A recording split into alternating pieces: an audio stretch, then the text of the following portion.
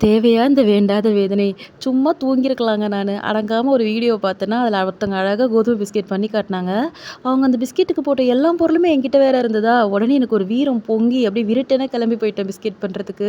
அவங்க சொன்ன மாரியே தான் எல்லாம் பண்ணேன். ஃபர்ஸ்ட்டு ஒரு 50 கிராம் நெய் போட்டேன். எனக்கு இன்னும் தேவைப்பட்டதுனால, அந்த 100 கிராம் பாக்கெட்ட அப்படியே பிழிஞ்சு தள்ளிட்டேன். மாவெல்லாம் அழகா ரெடி ஆயிருச்சுங்க. அப்பல்லாம் ஒரே ஈஸியா தான் போச்சு எனக்கு இந்த ப்ரொசீஜரு. மாவெல்லாம் ரெடி பண்ணிட்டு தான் யோசிச்சேன், நமக்கு வருமா? வராதான்ட்டு. கடைசியில உருட்டி கிருட்டி தட்டி பார்த்தா நல்லா வந்தது. தட்டுல நெய்யெல்லாம் தடவி தட்டிட்டேன். அதுக்கப்புறம் தான் பார்த்தா, அந்த தட்டு குக்கரோட வாய் சைஸுக்கே இருக்கு. அப்பயாவது எனக்கு அறிவு எட்டிருக்கணும்ல, சின்ன தட்டு வைக்கணும்னு. எட்டாம அப்படியே வச்சு மூடி போட்டு மூடிட்டா தட்டு கோணிக்கிச்சு. சரின்ட்டு அத அப்படியே பிச்சு வேற தட்டுல ஒட்டி ஷேப் இல்லாம போயி நடுவுல தொறந்து பார்த்தா கருகி போச்சு. முருகா! இனிமேல் இது கோதுமை பிஸ்கெட் இல்ல, ராகி பிஸ்கெட் முடிவு பண்ணி வாயில போட்டா, ஒரு மார்க்கமா இருந்தது. நான் செஞ்சது நானே காரி துப்பிக்க கூடாதுங்க. இது golden brown. Wow! What amazing colour பாருங்க. செம்மையா இருக்குது.